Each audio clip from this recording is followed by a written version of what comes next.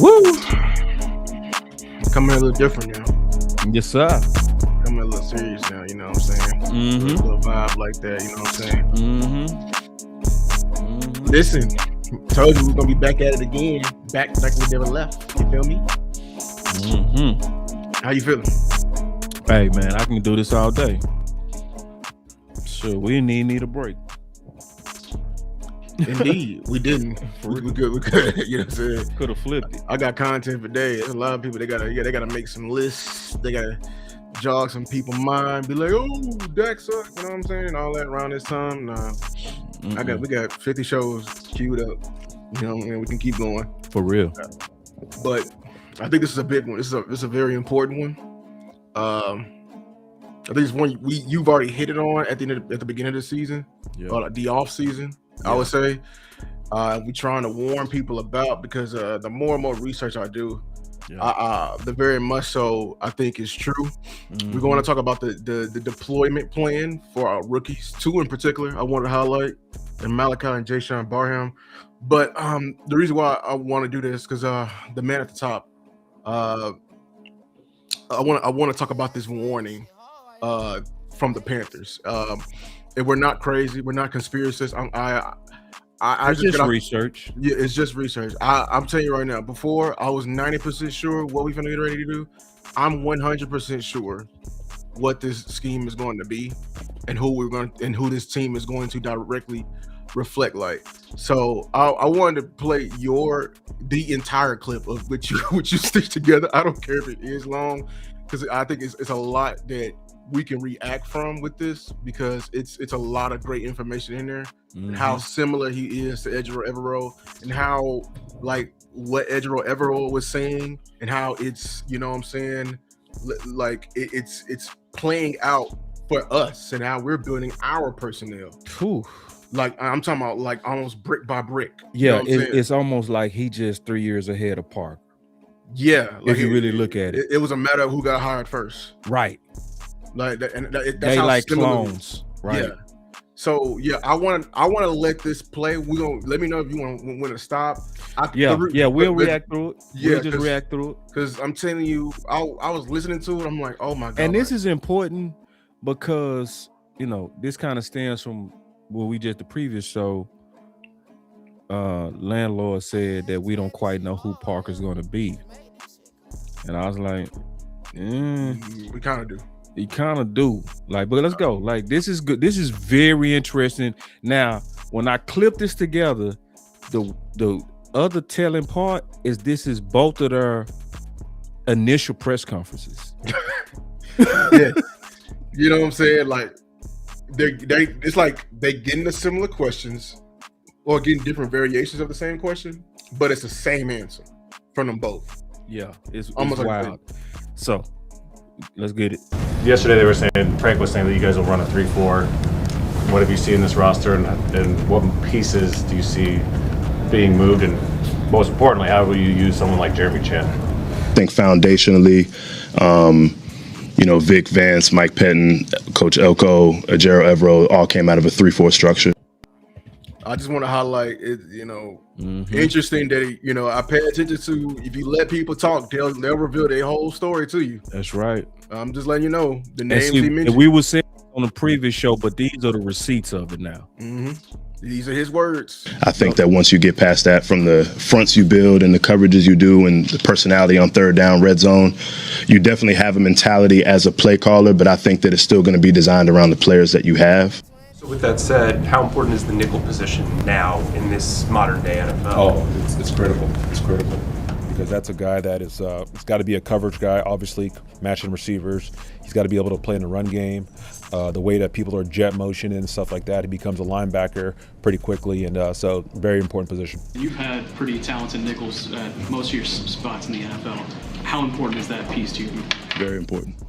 Yeah, very important. That guy, he's a corner sometimes, he's a safety sometimes, he's a backer sometimes, he's a defensive end when he's blitzing. You want to have a guy who...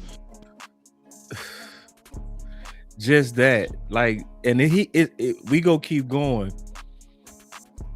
But how do we not stop for a second and say, wait a minute. Wait a minute. That was just funny. Like, Who mentored you? You know what I'm saying? Oh man, we coming away from all our learners, and we all saying the exact same lingo. Same lingo, bro. This is not by accident, man, and this is not by coincidence. This is both of those guys' initial press conference. Has natural instincts and ability to feel the game and play football. He's usually a guy who, if you were playing football on a Saturday afternoon in the neighborhood, he's your first-round draft pick. Just because he feels the game naturally. That's definitely an important dynamic of the defense. Jane. Ejiro Evero with Panthers.com. You've mentioned a lot about kind of, matching the scheme to the players versus the players to the scheme. Can you kind of take me through your balancing act there? Are you kind of focused on making the players fit, making the scheme fit the players? Just kind of take me through that. Yeah. So like when you first come in and you take the job, it's my job. It's the defensive coach's jobs, working along with the personnel people. What we want to do is we want to make sure that we really understand what all of these players do well, and they're at this level. They're on this team because they have certain skill sets that are very good, and we want to figure that out. And as we put our defense together, obviously there's going to be a framework from where we start off at in terms of what we've done in the past in Denver. But at the end of the day, it's like we're not going to ever ask guys to do things they can't do well. So. And then are you more of a guy that falls under the... And I love how you put in the words too, because it's literally the same words. It's the same thing. Like, I'm thinking of building a scheme around the players or acquiring players to fit the scheme. I think you build it around the players. Of course, you want to have your core principles and foundational beliefs, but as you kind of move forward in the process, what do your guys do well? How can you put good players in highlighted positions? How can you create one-on-ones for certain guys? How you can protect certain guys? If we can win on blitzes on a running back, then we're going to blitz a lot. If we got good man-to-man corners, we're going to play man. If we have guys that are better with zone vision, we're going to play more zone. So, you want to build a package that has diversity and scheme, and then you want to, tailor it to the players that you have. And of course, there are schematic fits, but I think the really good players are the ones that you can't peg them in a certain scheme, and that's the only way they can play football. Pause. So, one thing, that's why also Lou and I are fighting for talent, y'all. Mm-hmm.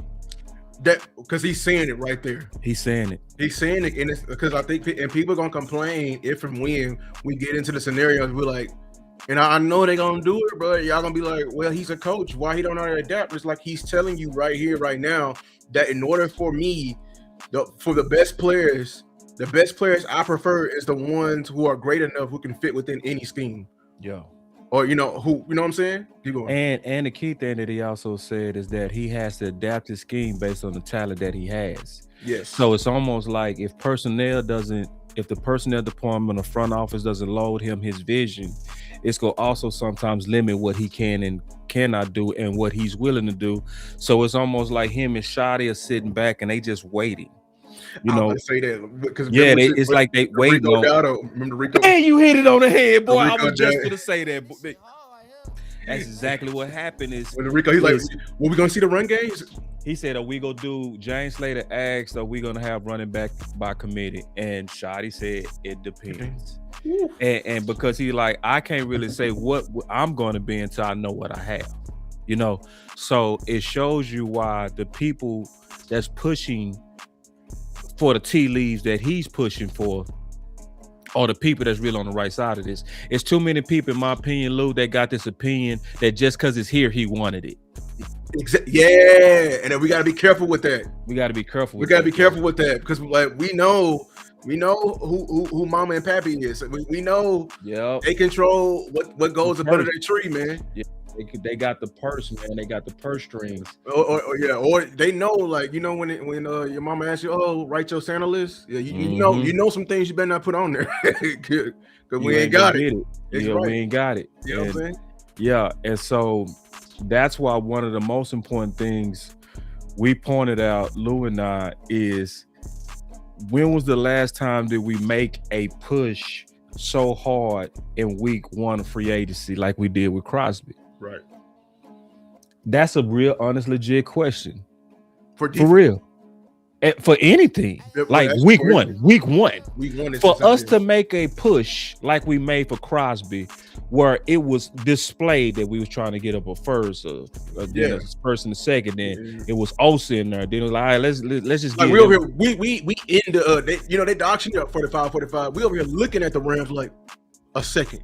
Yeah, right. Osa. Hey, say that again, bro. Please say They that. was in there like 45, we was 45, looking 35, at them like, what you, ooh, we was big with them ball. Yeah, that's it. Osa, take it or leave it. Okay, take it or leave it. Ram said we can't do it. Ram said we can't do it. We can't. But here come the goof ass Ravens who killed basically what Parker was really trying to do. And when you see something that aggressive, we gotta ask ourselves who was behind it and why. Mm-hmm. So it's a lot of people that got this mind state, Lou. Hey, let's just wait till the trade deadline. Let's not be aggressive for Crosby. This is where team weapons is right, and we right too, because we agree with this. Yeah. F the picks, man. Yeah. F the picks, like for real. This is because obviously we all fighting right now, squabbling right now. But at the end of the day, I promise you, me, Landlord, and Henny and Amco come together with some future shows in the near future talking about team both of them. We just trying to talk out the football differences right now, but we go pivot. We're going to pivot to what we all agree on. It's like, bro, F them picks. Now, and when we get to that, guess what? We still going to be fighting uphill. Mm-hmm. Because Cowboy Nation is in love with hope. Remember, Cowboy Nation was ready to give up 2 firsts for Sony Styles. David Bailey. And Sony Styles. And Sony Styles for a linebacker over Max Crosby. That shows you that we got a hope addiction. Yeah. So like I agree. Hey man, send them picks. And King Cressy said, fellas, did they both come from Fangio? 1000%. Yes, they did. They both. When Fangio was the head coach of Denver, the defensive coordinator was Ejiro Evero. Your defensive backs coach was Christian Parker. And you got that B-roll? Yeah. Oh yeah. Hold on. Yep, right here for you. Right there. That's them right there. Under Vic Fangio's. I love that picture, man, because the balls is paying their dues right there. Both of them dudes, like it just show you just that how so many people are dependent upon the people that they come from. If somebody had to be the teacher, somebody had to be the student. Every time, man. Shout out to producer G in the building. Y'all doing great work. Hey, man, that's my dog, man. Shout out to producer G. Send the link soon. Hey, whatever y'all know. Man, I love anytime. Producer G, man. That dude is a goat, bro. Real talk. Anytime. Hey, I gotta say this too. He don't get enough credit. Producer G helped me many times when I was starting off, and he helped me fine tune many times just out of love, just out of, hey bro, it's annoying me that you don't have this to this level. You got a 4K camera that's looking like it's 720. Let's fix that. Like he like that, and he just do that just like, bro, I just want to tighten you up, make you better, and go on by my business. Hey, one of the dopest producers in the game, and just a great man, period. I just want to stop and say that. If y'all don't know who Producer G is, he co-hosts with Big Game James. They have retooled their shit, and it's doper. And I'm gonna just say this, bro. They just a dream team. They made for each other, bro. Keep doing what y'all doing, bro. I'm gonna be supporting it 1000%. I definitely be catching it, especially on the playback when I'm done, because it's just big games. I liked it when y'all. I think y'all had one of y'all had to move. I like when y'all was just live in the studio. Man, y'all finna take it over. I was like, and that's Producer G, man. He got like a very dope eye, bro. And he's like, what's the word? I'm gonna just say it like this. He crazy about the details in terms of producer, and he OCD? Super in a good way. And so, like, if anybody got any ambitions of starting a podcast, when I first started, I was referred to him on how to get my stuff tight. So I just want to say that, man. You know what I'm saying? And then give him, if you do, break him off some bread, man. He never asked me, but I always throw some dollars his way. It's just the right thing to do when somebody helping you get your stuff together. So that's Producer G. Y'all make sure y'all stay on the lookout. Him and Big Game James is doing big things, and they gonna continue to climb. I promise you. they are extremely dope together. I promise you. Yes, sir. Yes, sir. So let me go back to this. We're gonna finish. Yesterday they were saying, Frank was saying that you guys will. These are the players that we have. What do they do well? You and kind of fast work from that direction. So. Christian, Yeah, let me go back. Play football. Diving a little bit deeper into that, your scheme, can you tell me a little bit about it and how it's going to fit with this Panthers team? Yeah, we'll be a base 3-4 defense. We'll be multiple in our sub packages. But at the end of the day, it's like I never want to come into a situation and say, hey, this is what we're going to do. Mm-hmm. I always want to have the mindset of these are the players that we have. What do they do well? And kind of work from that direction. So. This is for Christian. Obviously, everyone wants to know what kind of defense do you want to bring to the Cowboys? Yeah, well, the first thing is going to be we're going to be multiple. I think that whenever you form a defensive structure, He's saying the exact same things, bro. Like literally the exact same Word for things, word. bro. Word for word. Word for word. the players that you have. So core principles, will be a 3-4 by nature, but 4-3 spacing will be appropriate, 4-2-5 in nickel, different front structures, coverages behind it. But I would say being multiple is probably the most important thing about it. The front end, but what you start learning is that the scheme is a big part of it, but so much of it is just organizing, right? You're organizing your staff, you're organizing the players, you're responsible for the entire defense, and so in order to have efficiency and operate at a high level, you got to make sure that you're operating at a high level. So. And how do you start that just coming in here in the building the first few days? What are the things that are important to you? Well, first thing is learn the roster. So, obviously some of the players, like the Derek Browns and the Brian Burns and the JC Horns, you know those guys automatically, right? And it's really learning the rest of the roster, learning what they do well, because so much of our defense is not about like my scheme, it's about putting these guys in great position to be at their very best. And so that's what we're trying to get done. From the Charlotte Observer, just on a philosophical level, why do you think a 3-4 is a base defense? This is very important. This is for all the people. Yeah. And you've been preaching this. Yeah, yep, because I told y'all, look. You did. I told you about offensive line structures. I've been telling you about this. You that. did, bro. Like, I got to give you your flowers on this. You've been preaching correct on this for some time. And so when I heard this, the first person I thought of was you. They're suited in the NFL than a 4-3. Well, I just think from the standpoint of protections, you just. What did he say? Protections. Exactly. That's what I explained y'all on the first video I made. That's the whole purpose of a 3-4. 3-4. You said it. You've been saying that, bro. You're playing peekaboo with the offensive line. You're playing peekaboo with the offensive line. Hey. Nah, you deserve a lot of credit. All I did was learn from some of the best. That's what I told you. It's no doubt. And then I was. Go ahead. And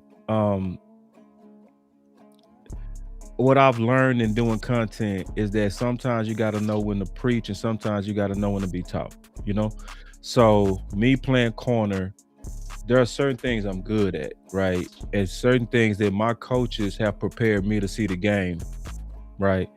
But there are certain things that I'm just as green as anybody. When it comes down to protections, offensive line, the details, the nuance, I learned to love that from having the privilege of co-hosting with offensive linemen. So my first years, obviously had done a bunch of content with the OC, but then I'm also doing, and God is good to me because I'm also then doing great content with my brother Lou. And so my offensive line knowledge is just growing and growing and growing just from doing content with these guys. You know what I'm saying? And what I say to people is, man, when somebody played the position, you don't never have to bow down to them, but pay closer attention to them because, see, when somebody was actually doing the job, they go kind of see the details a little bit different. Like Tuck, he played linebacker and defensive end. I think Okoye played linebacker, right? So somebody played safety. So everybody go see the game a lot more in detail. And so when Lou been talking about these fronts and it's matching exactly what Coach Evero is saying, it should be showing that he's creditable. Yeah. Let me keep explaining it because it's going to go into why edge is so important though. Yeah. Oops, I messed it up. Figure out what you're doing. And, I think probably too much gets made about 2-3-4 versus 4-3 because the way the NFL is trending, you really only play so few downs of base defense. So most of the time you're playing. See, and I wanted to hone in on that because we do put a lot of emphasis on 3-4, 4-3, bare fronts. So when you say, 3-4, the number 3 is always the front, the 4 is the backers. The first number is the front, the second number is the backers. I want to say that because some people might not understand that. So we got different people listening on different levels. So the first number 3 is the front, the next second is the backers. But the key thing that he said is most of us put too much emphasis on that because the majority of the game is played in nickel. And it's not, that could flip though. Y'all stay with me. That could flip. The reason why a majority of the game for a lot of years was played in nickel is because it was a passing league. And so in the passing league, and I know this from playing defense and being coached by defensive coordinators, what we do, and Lewis said it, well, I know this from going against Lou. So Lou was on offense, I was on defense. Lou might not have known this when he was in college playing. But what we was doing on the defensive side is we had a coach, his only job was to watch the huddle of the offense to see who was going in. The personnel, yeah. The personnel coach. And he then told us as defense to match it. Yeah, because if you're going more receivers, yeah, you need to be in a lot of personnel. Right. So if it was 3 receivers that would run from their sideline, right, then our coach would say, nickel, nickel, nickel. In other words, we need 3 corners right now because they got 3 receivers. So what we used to have to do on defense is everybody that was a part of a group or a personnel group, you always had to stay right there with that coach. Yeah, because when they call it, you got to be ready. Because when they call it, because they running on, and then you got to run on. Like, ooh, and talk about that because people don't talk. That's a substitution battle because you only get to substitute. Because so what happens is, if y'all don't understand in football, defense just can't substitute. Defense get to substitute when offense substitutes. Right. So when offense is substitute, okay, now it's a window. Right. You know what I'm saying? That's your window. That's your window. Sometimes like the offense would do it late. They'll come crowd the ball, and then the ref will come crowd the ball, so we can't hike it. And give us time, give the defense time to match get up in there. Right. But that's the substitution battle that people don't know about. Because if you're not paying attention, we roll like heavier people out there. You still in nickel. You go get blasted. You're gonna get blasted. That's where you need quarterbacks, and we kind of starting to really talk the game. That's why you need quarterback coaches now. Because see, your quarterback and coaches, like a Aaron Rodgers, a Peyton Manning, and a Dak, them types will notice the personnel defense and take advantage of it. So it's kind of like if I catch you in a nickel and we in a heavy package, then we know these route families speed it up and pound them. Yeah, like the tempo. To speed up the tempo. We ain't gonna let them get out of this. They gonna have to call a timeout. Right. We ain't letting them get out of this. And then boom, we won because we made you burn a timeout. Exactly. So it's the chess piece. See, we talking real chess, bro. This is the game. A lot of people think that defense is just choose nickel. No, they ain't choosing nickel. They using nickel to counter what the offenses are doing. Now, the reason why we saying it could change is because of what's happening to the league. Well, I think a lot of teams want to stay in the nickel because defense want to stay in nickel because they don't want to get caught off guard. Yeah. So they're like, I think the perfect defense if you can defend the run while you in nickel. Yeah.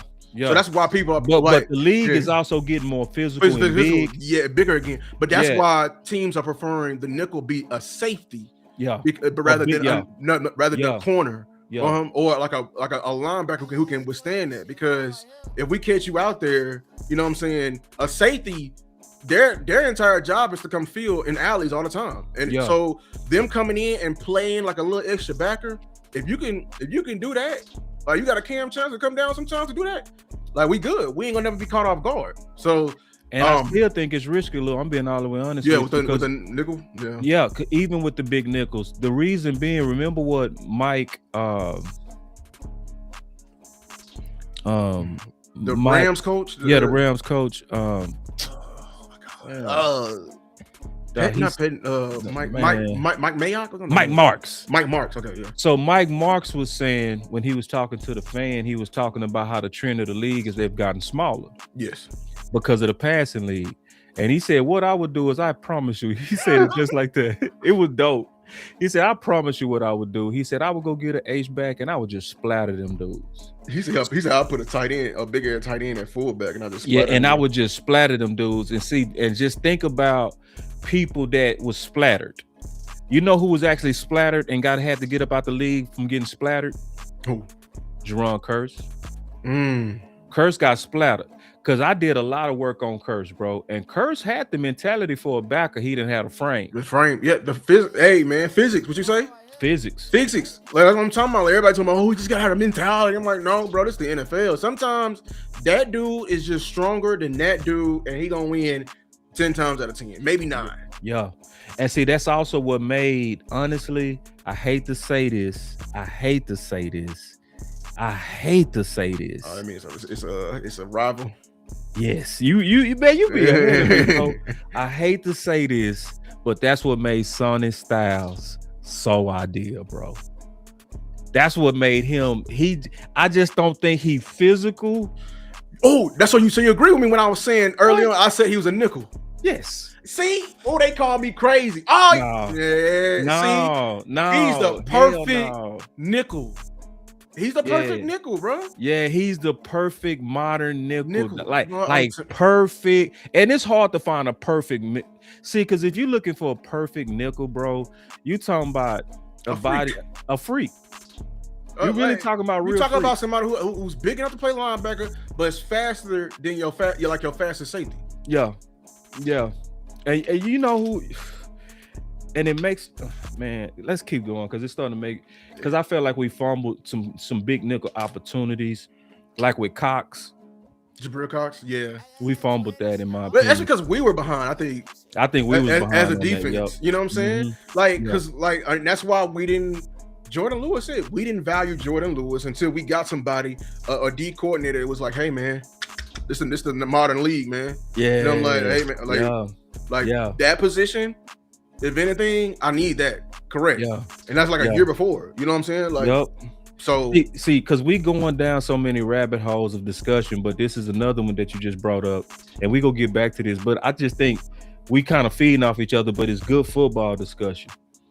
One of the things that's kind of starting to be exposed is how coaching changes.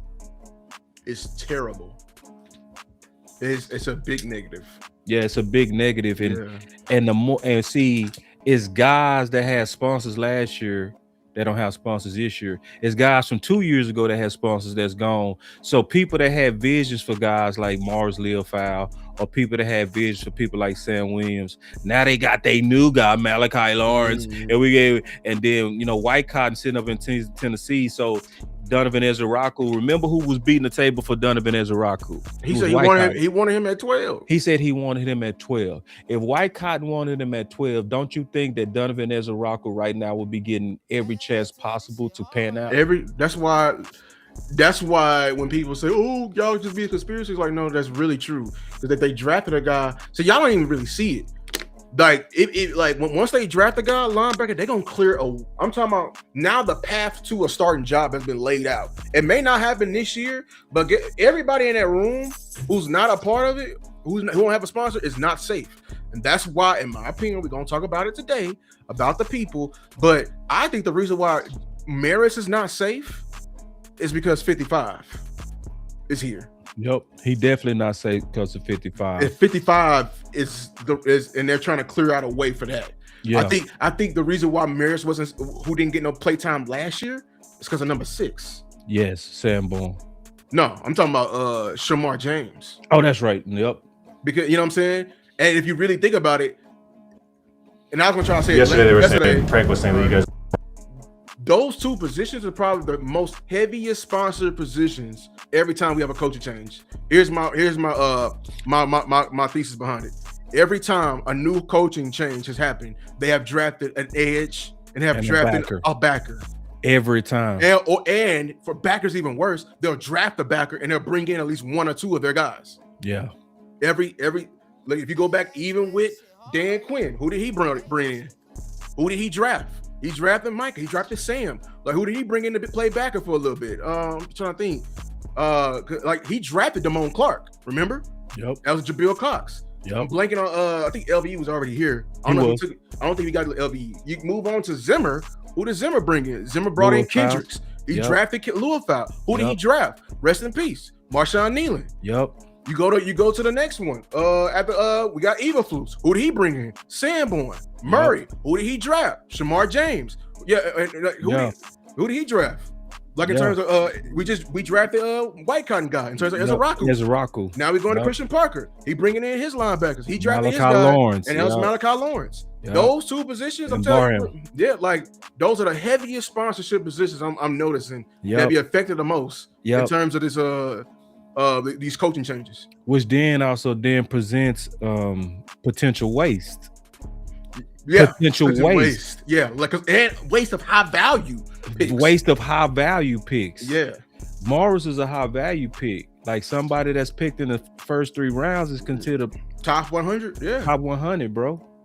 And then and that's why you need content creators that's really to talk real.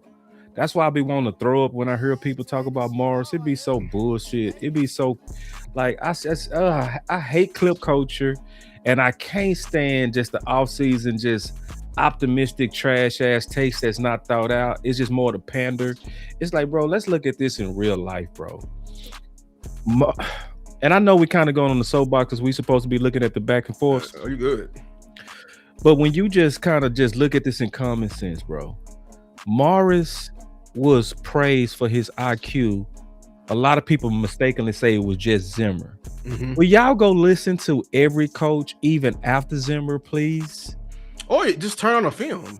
Turn on the film. He's don't even watch him play. Watch him pre-snap. Who's the one actually communicating what we're supposed to do, pointing out the opposing formations, pointing out when to bump, or bump means realigned into the gap, based off motion or a shift. The main person was doing it. It was Morris. It wasn't Jack Sanborn. Nope. Who was the mic? It was Morris. Jack Sanborn was doing it before the mic. He was doing, and that's how you know Jack Sanborn was a. And we did a film breakdown. Me and you can still go to both our channels. It's still there, bro. It was shocking, bro. And he was calling it, when it was like he was calling out fake motions and everything. He'll be like, he's calling checks. Like he over here. Hold on. Like it's like. You know how he a coach. It's like a coach on the field, or he like the guard. He was like Zach Martin sometimes when we got a new center, and Zach Martin making all the calls, and then he letting us know when BB took over, and it was really Dak setting the protection. That's how I really feel like. It was a phantom guy. Yeah, we could clearly see it on film. But stuff like that, when you try to bring in your guy, bro, like you gonna make way. You gonna ignore shit like that. You believe your guy can be that capable or something like that. So you're right. Politics. And it could be politics of sponsorship. And I'm gonna get into that why I don't really believe Parker's gonna be that tight. And we're gonna talk about that. But common sense, you see his comment? He had something that's real I want to definitely highlight. With this, he said, boss, if we switch Morris and Barham, do you feel better about both positions? Yes.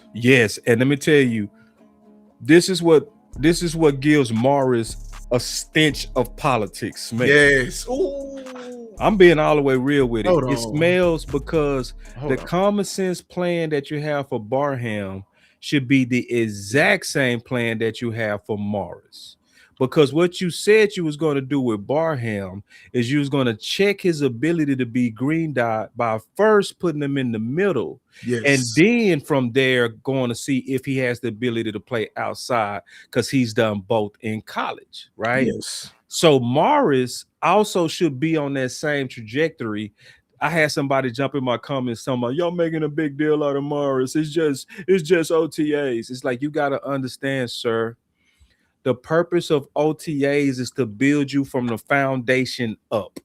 It's basically to try to treat everybody like they're learning football all over again, and it's building your base, and then they build on top of it through camp. So by the time the season starts, you have built into all the layers of the defense. So if you're not seeing Morris right now, an inside backer, that means he missed the foundation of green dot communicating, which is a bad indication of them treating him right and putting him in a position that fits his strength.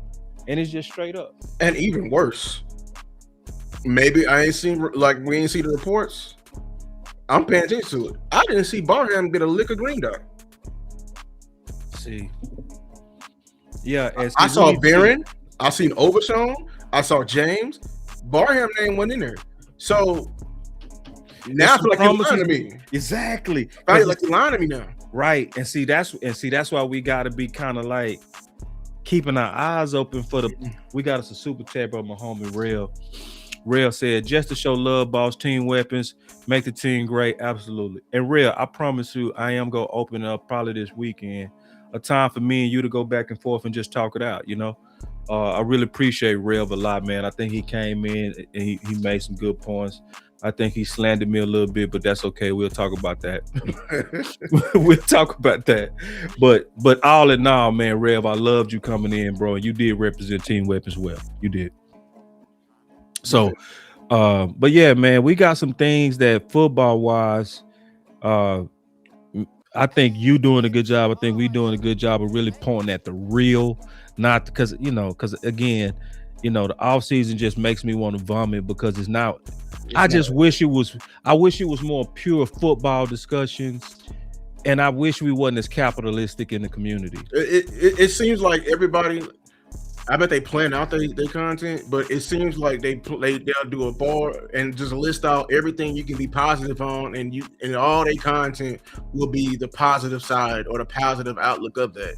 Yeah, and I think it's a time to be positive. Like, I'm positive on a lot of things, man. Like, if you really watch our content, we are positive on a lot of things. I did videos on it, the things I very genuinely feel positive on. But there's some people in here, or not in here, but some people in this space, every single thing they point out is positive. Yeah. Or the negative thing is them trying to harp on and like bash, the off season's pinata, like the person, the hit bag. You know what I'm saying? So right now, like, if they do make something negative, it's gonna be okay. Steel suck. Well, everyone's saying steel suck. What new are you bringing? No, yeah. It's Jake Ferguson's gonna be great. It's Brevin Spanforth is gonna be great. It's the O line gonna be great. I believe we're not gonna regress. I believe Blue's gonna be great. I believe Barham's gonna be the best in middle linebacker. Everybody can't be great, bro. No, not if you have a real. It's not real football. It's not.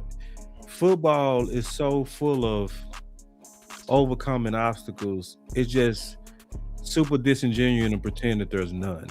And then my boy said Barham got work at Green Dot per Brian Broaddus. Okay. So I haven't heard anything about that. I don't remember him saying that. Like, I don't either. I really don't. Because I was. Then make sure that you heard Green Dot, dude. Yeah, because I bet it's a difference between inside backer and Green Dot. He was promised that he was go get Green Dot opportunities. And so I'm just sorry, y'all. Like, it doesn't make sense for y'all for you to start Barham at linebacker and not Maris. No. I think Barham is more of an outside linebacker than Maris is a inside linebacker. Yeah, and it's not crazy for me to say that. It's not like we can trust your coaches all you want. I just really think there's nothing they admit it. Shit, Schottenheimer admitted they don't watch film. They be busy all the time. You know what I'm saying? I just don't think if you sit down and you did evaluation of this team, you draft Barham, who is literally a poor man's Arvell Reese, who's on the edge. And you look at Maris, who struggles on the edge, who needs to come from depth in order to generate some power on guards and tackles.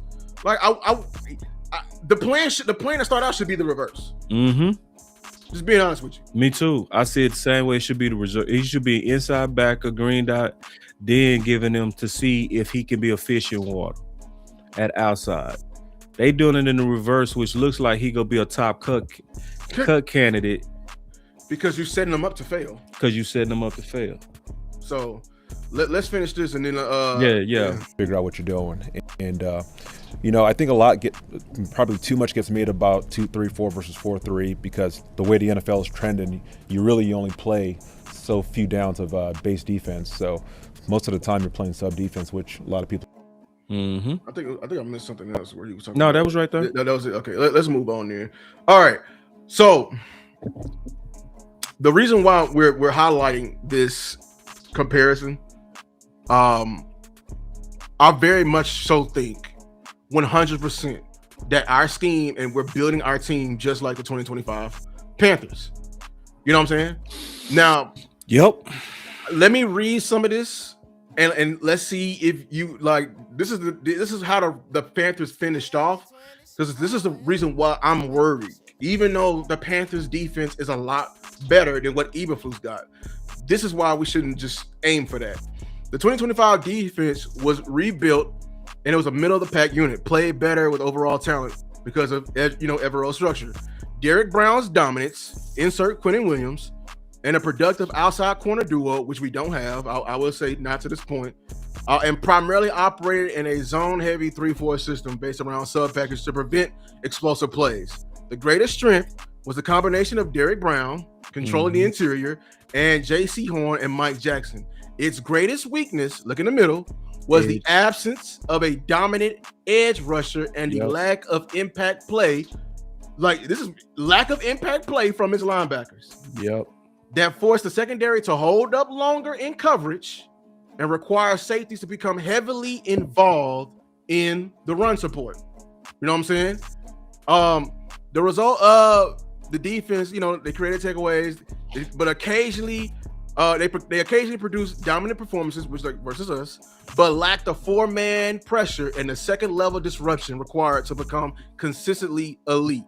It was greatly improved, and this is a key word. It was greatly improved because a lot of people don't know, but in 2023, the Panthers was a historically bad defense like we were last year, and they actually improved to middle of the pack. Now, look to the left. You see, they were zone coverage heavy, multiple fronts, split safety looks, post snap rotations. That means they did disguises. Yep, which is us. Yep. Simulated pressure packages. Is what we talking about? What we were talking about now to compensate, prevent also explosive plays, and force offenses into long drives. And this is why I was saying that this Vic Fangio scheme, and y'all don't want to admit it, is very much so kinfolk. Parker. No, it's kinfolk to its roots is the Monty Kiffin scheme. Oh, okay, yeah. Which is kinfolk to the Eberflus scheme, which nobody want to know. Okay, good. Wait, let's slow that down and explain that. Because like both Eberflus and Fangio's defenses, it's basically bend don't break. Yes, it's bend but don't break at the heart. That's what they're trying to do. Make you they want to keep it. They want to keep an umbrella on top, man. They want to keep that's what they want to do, and hoping you make a mistake. The difference is Eberflus disguise. Yes, Eberflus is just static and spot dropping, while Fangio, Evero, and Parker confusion, and occasionally will have man, and they will pressure you a little bit more. His blitz rate was actually middle of the league, 26.6%. Look at this though, light boxes, so that when they had 1 to 5 DBs on the field, 48%. That means 50% of the time they was in nickel. Heavy boxes, which they had to come in and actually come in and help a little bit, was 21%. But there was in sub packages, some type of variation, 72% of the time. That's normal. They were middle of the league in blitz rate, but where do they rank in sacks? Right there, Boston 2027 with that football in the air in blue. I don't see it, dog. 2025 defensive rankings on the bottom left. Sacks is in the middle. You see it? 12th. No, that's interception. 30th. Ooh, they was ranked 27th in sacks and pressure, and they were 30th in pressure rate. We were 31st. Even with it, don't see it, bro. I'm trying to find that number. Where's that? To the left? You said it. 30 sacks. Right, 30. Oh yeah, 27. Yeah, 27. Right up under. You said it. You know what I'm saying? So what was the primary weaknesses? Okay, I'll come over here. The pass. You cooking. So listen, this is why this exercise that we're doing is important. That's why it was important for us to establish this show by showing you that the concepts that you are hearing from Chris Parker is the exact same concepts you're hearing from Evero, right? Because we really stating the case that the way that the teams are built so similar, it's very realistic to kind of expect these type of results, right? It really is, because if you start trying to do too much in terms of if Parker start trying to break the Fangio system, then it's really not the Fangio system. If he stays within the general structure of it, what we're saying is these results is going to be realistic to what we're likely going to be. And there are certain things, especially when you look at the right side with the key strengths, and you look at Derrick Brown. Who was our Derrick Brown? Quinn, right? We could also say that we have a stronger front because you can add in Clark and the backups that we brought in. Abanya or Tito. Yeah, we brought in some dope depth that would have been starters on our previous team. Yeah. So it's not out of the realm of possibility that our front go be better than their key strengths. So we can say that's going to be identical. Mm-hmm. The question mark is the outside corner duo. That's the one I'm going to give it all the way to Carolina, because that's a certainty for them, a question for us.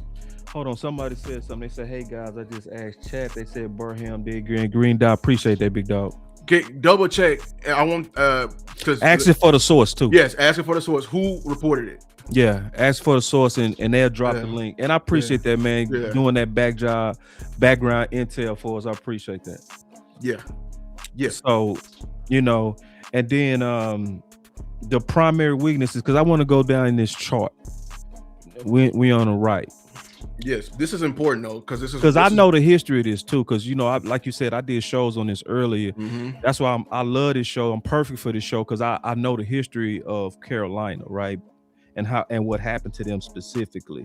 So their issue, which sounds like how we are hype. What are we hyping right now?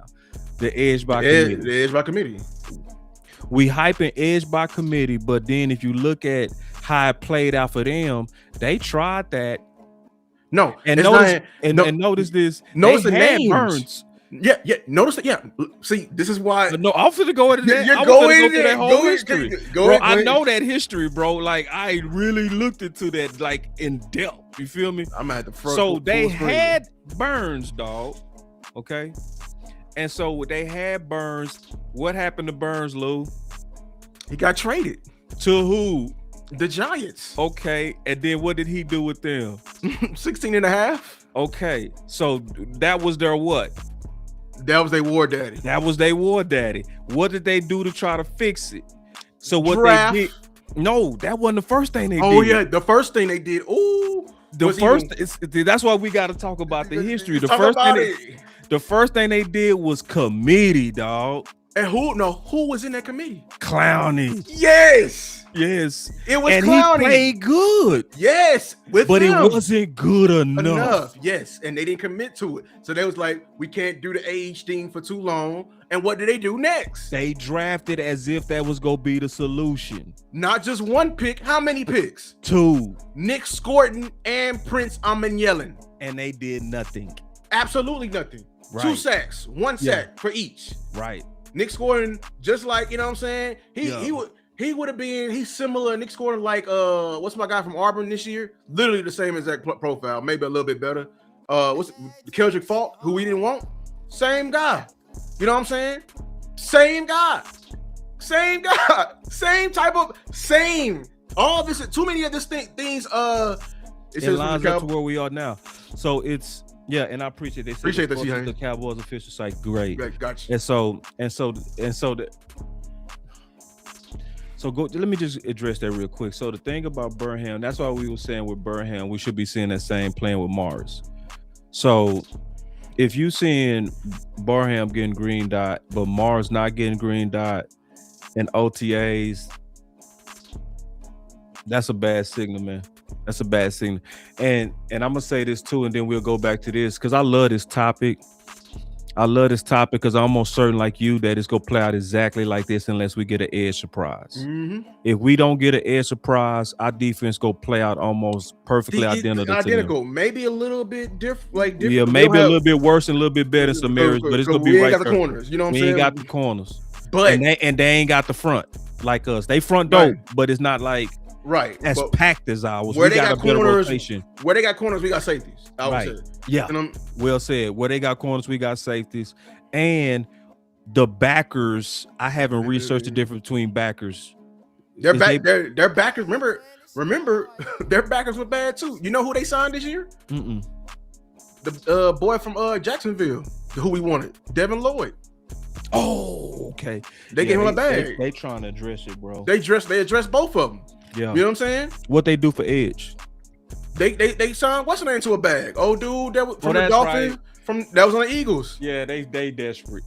They was desperate. Yeah, they thirsty. Right? Yeah. And they get it. So, and you know, they had like a promising edge to Trayshawn Warden. They said who was good the previous year, but he ended up being hurt. But this is lining up too similar, and this is why I'm saying it right now.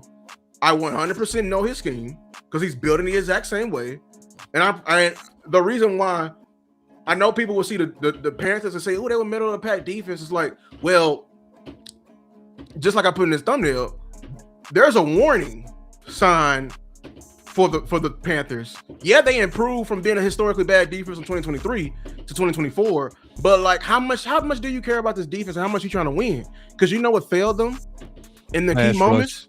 It was a pass rush. Yep. The pass rush failed. And the same thing failed the Rams. The pass rush failed them versus who? The Rams. That's who carved them up. Yeah. Because I remember me and you went through that last drive. It was all Matthew Stafford. 14 yards, 12 yards. You needed somebody to close out that game, basically. Dang. And see, this is why, and when I say close out that game, you need somebody that's going to get that quarterback off that spot, that's going to disrupt timing or put that ball on the ground and create a second and third and long. And see, that's why all these good enough people, good enough content creators are like, good. Sometimes good ain't good enough, bro. Like, no, man. Like, I guess it's good enough to make the playoffs. I mean, for a championship, it's championship content here. Like, no, man. But the one thing I hated, remember before the draft, everybody was like, "Well, we ain't gonna fix this defense in the night." Or in the all season when we literally just seen the Patriots do that and get to the Super Bowl. And we did it before too. Why the fuck we saying we can't do it and we did it with Quinn? How the hell we gonna say we can't do it and we done already did it? We did it with the damn 90s team. It's like we are really okay with being average on D. Like for real. Like people like, you know, and people be on our ass and our balls about, you know, some of the proposals that we might have made for Crosby. But we talking about one player. Y'all talking about a whole damn unit. And cool with that. Oh, let's be average. Man, come on, bro. Like, come on, bro. It's like shooting to be average on purpose. On D. And y'all acknowledge that defense is important, but it's like the saying I say, I'm not watching your mouth, I'm watching your feet. See, a lot of y'all tell me because it sounds good to me. Yeah, Lou, I do know the defense is important. All right, what are you willing to do? Right. To get better. That's the question. The 90s teams, didn't they go from worst to best in one offseason? The 90s? It was like when we historically bad the year before. We got good quick. I remember that. It was very quick. Because the defense turned around faster than the offense. I remember that. You know what turned them around? Haley. Exactly. Because he was the last thing that it's funny. Like it's playing out the exact same way. Haley did. He was the turnaround. He was and the worst part about that documentary that pisses me off about these people that be spitting in our face over Crosby, when you go look at that Netflix with Jerry, you know what they titled that particular show when they talked about the impact of Haley? The final piece.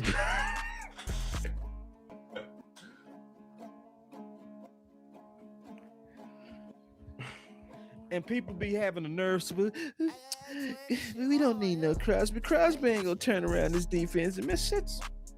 Listen, I ain't mean to get passionate, bro. But it's very upsetting to have how we abandon historicals that has actually won us all our championships, bro. So this is the last thing we're gonna do because this is the whole point of this show. I'm not doing all the rookies. I'm doing these two. The deployment plan. What should be the plan going forward. And what's the plan going forward in order to avoid what happened? Because we see the traffic ahead. We see the pothole in the road. We done laid you out how this DC is directly like him. He's building his team directly like him. Yep. What are we gonna do to avoid where he failed? Starting with Malachi Lawrence. Ooh, okay. What we have to do with Malachi Lawrence, in my opinion, is even though he's a first rounder, we gotta still know that he shouldn't be leaned on this year. We have to me, with Malachi Lawrence, allow him to develop at a realistic pace. If we throw too much at him too fast, it could also hurt his confidence, and we don't want to do that. We want him to be a guy that's going to continue to probably be the pro that he seems to be, because the thing pedigree-wise that I see with him is a guy that's an obvious hard worker. Like, me and you actually looked at the film of him versus all the first rounders and guys that had, pro tackle pedigree. He's taken massive ass whooping by pretty much all of them. But it's also one thing that's also true. Every year we could also say that he got bigger, that he got better, that he came up with a deeper bag. You can see a love for football in him. So to me, the path for Malachi Lawrence to help us succeed is to not put too many high, crazy expectations on him, but allow him to develop and give him chances to kind of get his confidence up, similar to Revel. You know what I'm saying? Revel is going to pay dividends just because you gave him chances to kind of get his beak wet. Mm-hmm. Do that with Malachi Lawrence is what I say. I think the Dallas Cowboys, and I'm actually actively doing a video on it. It's very important they do this correctly.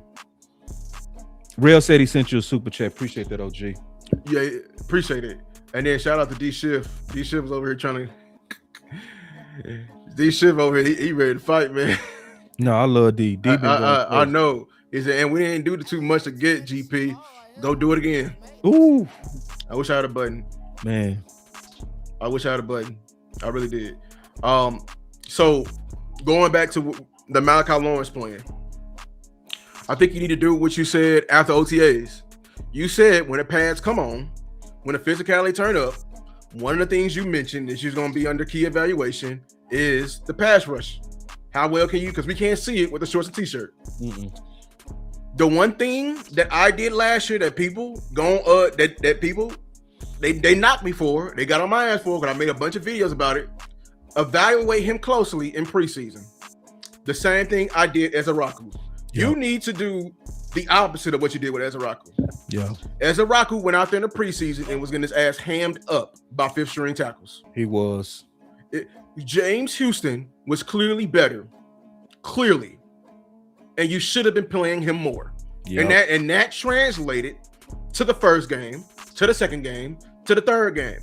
And every time we did it, I was up here loud and saying, okay, we need to tone down the rookies' snaps. And y'all was like, no, Lou, Micah didn't have to do it, so you need to keep him out there. And I'm like, oh my God. I'm telling y'all, bro, it's very crucial y'all don't do this football shit through a vacuum. First of all, him and Micah, Ejiro, Lawrence, and Micah, I hate that y'all like to group them together. They're not the same. Oh my God. They're not the same. They're not the same. I don't care. You shouldn't even have to say. I shouldn't have to say it, but I did. I'm actively seeing him getting him whooped. Like Ejiro was out there getting whooped by Mailata and almost getting killed by Dickerson. Oh. And y'all excuses for it, keep him out there. It's a Pro Bowl tackle. So what?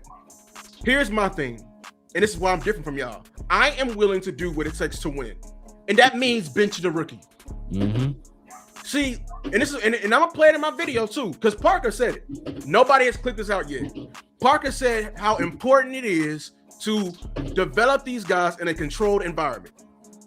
So that's what I'll be watching this year. Malachi Lawrence, if he's struggling, tone down his reps. If he's succeeding, let him earn his reps. Right now, people think he should be the designated pass rusher. I don't think he should be that. I think it should still be James Houston. Yep. Until proven otherwise. That's right. Because I honestly, it's more than just me being low on this kid coming out. Because I honestly think It's going to take a lot more development than a lot of people, even the positive people, are giving credit for, especially watching this film. I'm very worried for this kid, and I'm just being frank with you. Let me turn off the music when I say this. The Dallas Cowboys last year loved Ezaraku more than Malachi Lawrence. I'm going to say that again. Take it easy on my back. The Dallas Cowboys last year loved Ezaraku more than Lawrence. That's facts. If you ask me about my evaluation, I think they're correct. Ezaraku looked much better at Boston College than Lawrence did at UCF. That's so true. So if it didn't work for the better player, I bet not see you do it for the worst player. Can I slow down and make that case for you real quick? Because I know you got to go and be quick. He right, man. What did they say that they wanted to do at pick 12? They was thinking about taking Ezaraku at 12. Okay. What did they actually do in this draft when they could have got Malachi at 20? They were trying. They were trying to move down. They were trying to get out the first round. They was trying to get Let's be frank with you. Yeah. Like, they said they was trying to get out the first round. That tells you that he's right. That they had more faith in Donovan Ezaraku than Malachi Lawrence this year. If you really believe a guy is that guy, you don't move. You don't. Yeah, you. Now I know that since he's a Dallas Cowboy, everybody's gonna lie and act like he's. Because as soon as they got him, people start putting out there that he got the first step of the D-Ware and the motor of DeMarcus Lawrence. But the first thing they work on is what? His first step, which means he didn't have the first step of D-Ware. So, and see, we got to be very careful because the problem is we're going to be the people telling the truth so that we can try to improve, but we're going to be battling panderers. And that happens every year. And so, like, for instance, there's a lot of people that pandered J2 Will that was going to be instant impact. And then when he got his ass smashed and the mollywopped him, then just people forgot about him. Now them same people just went quiet and then nobody held them badass takes accountable. So, people was out there pushing that Blue was going to be Tony Dorsett and CMC, and we had to be the damn bad guys and say, nah, bro, if he know that it's probably some maturity issues there. It's been a lot of reports of that. Then it also came out from, the coach that used to be a former scout with the Dallas Cowboys. And, and I said, if he played like he played at Texas, the Cowboys would hate him. Mm-hmm. The fans would hate him. And so we telling the truth, but then again, here we go. We treat it like the bad guys. It's like, damn, you know what I'm saying? So when we telling everybody to slow down on Malachi, we like, bro, slow down the pom-pom, slow down because now people saying bullshit like, I got a good feeling. It's like, I like feelings, but you got to watch feelings, bro. Like I heard a content creator say he can be Nick Bonito because we got BT Jordan here. He could be our Nick Bonito. Nick Bonito, was getting defensive MVP votes. Yeah, it's too much, man. And it's that type of pandering, bro, that people want to hear. I just wish we could really just kind of stick to I really wish people would do the work, like, because that the work that you've done, the work that I've done, but I know you did way more work on this, and just go watch him. I'm talking about Malachi Lawrence versus first round tackles, man, that he played against. Mm-hmm. If you can look at that and then come in here and say that you got all the confidence that he's gonna be a year one guy, you're a damn lie. You're a damn lie. Now, if you tell me you like how his body continues to get better and bigger every year, I say you are 100% right because that's what I say you're 100% right, which goes to he's obviously workout warrior. He wants it. He's a guy that's gonna probably eventually get there. So what we should be really saying, if we really did the real work on him instead of pander bullshit work and hope and feelings work, year three. Year three might be year 3.5. I think he might be just on the outside. Yeah, and he might even be year 2 if his work ethic good enough, because he keeps getting bigger and bigger and bigger, and his raw traits. He got a motor. He got all the right things, but the thing is, and I don't see all that motor shit people be saying. I looked at the film, bro. Ain't nobody gonna ever tell me this dude got he ain't got no motor like Tank. If you say he got a motor like Tank, you a damn lie. Oh, and the biggest thing, remember, a damn lie. I'm gonna put you on the spot. Remember, what was the biggest thing you said about why J2 Will was bound to fail? in the next level. Remember, nobody was saying. Remember your argument. I clipped it up. I don't remember. Remember, I clipped it up, and it went for 50,000. I don't remember what I said. You said in college the amount of games that they were playing. Oh yeah, boss. It's attrition. Yeah, boss. It's even worse with him. Yeah. You know why? Let me make my case. Because he was a rotational. Yes, I'm with you. It was a heavy rotation. I'm talking about they were rotating like every 3 drives, and you'll see a whole nother group of D linemen in there. Yeah, like he was on rotation. Right. So the attrition, it's gonna take him a while to get used to the amount of games played. Is what we saying. And we saw that with Osa. Osa came out, man. He came out the gun. Boy, by week 10, boom! Somebody shot him back in him. It kicked back on his head. You know what I'm saying? Yeah. And see, and that's what I hate is it's all this pumping up of Malachi Lawrence, and he likely not gonna be that. And it don't mean that he not gonna be a good pro. But then everybody that pumped him up go right back into pumping new guys up for the next draft season. And then all them badass takes that people ain't go forget about him. It's like, damn, bro. I just thought of we expect the fans. They don't even hold merit within, want to call out the merit problems within the roster. So how we expect them to hold merit within the space? Yeah. Ooh. Yeah.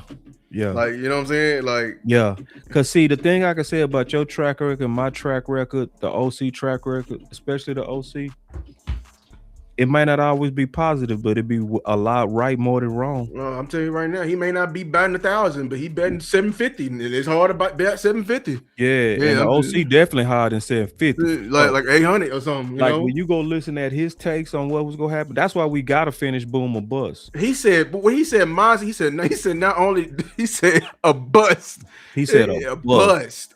And he said that when he was drafted. He called it a reach. He said he was mad at the Cowboys for that shit.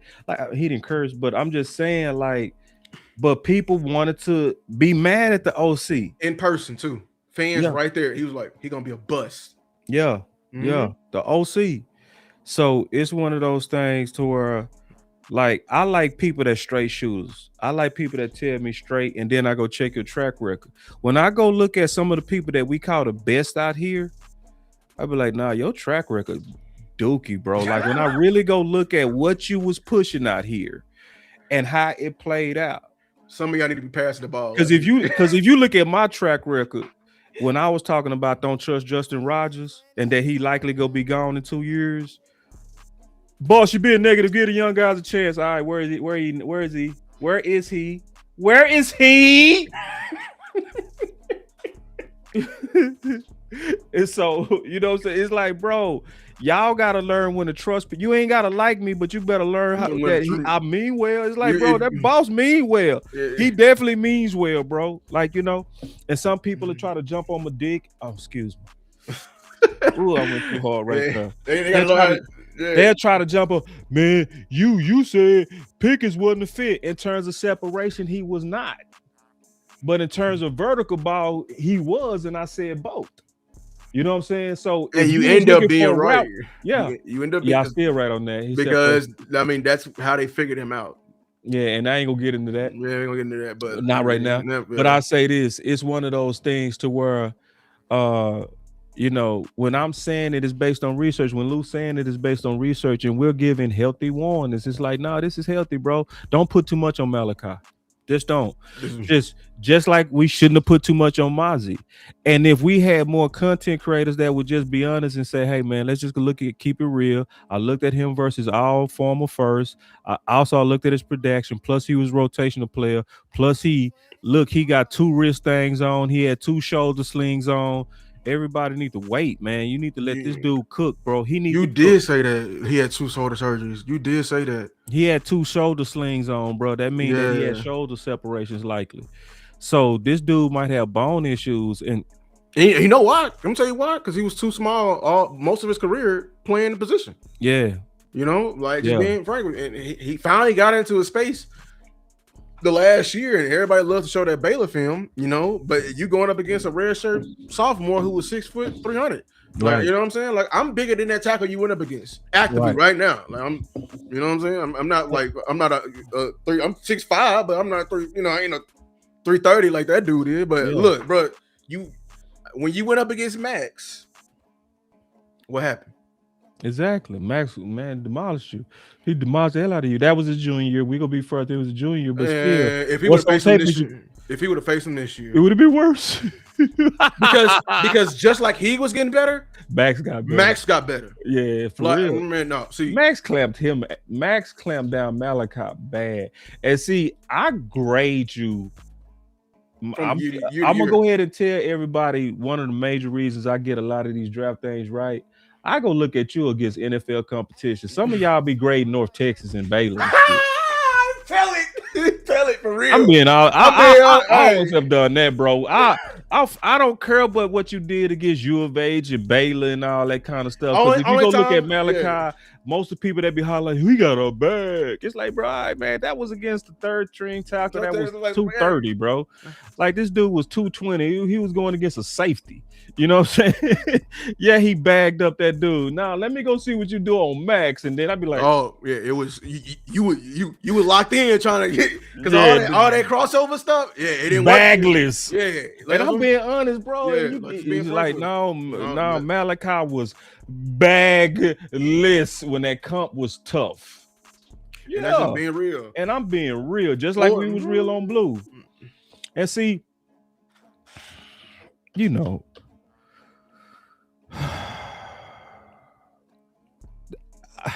I be looking around, Lou, and I just can't help but be like, damn, man. People show like One Tech now.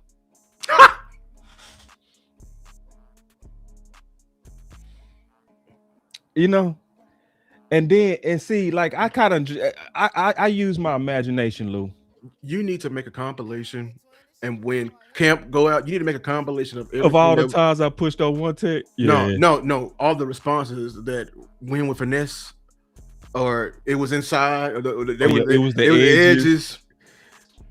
All right, if they were going at Micah. Micah was the reason why, or the corners are not tackling, or Boss, you're panicking.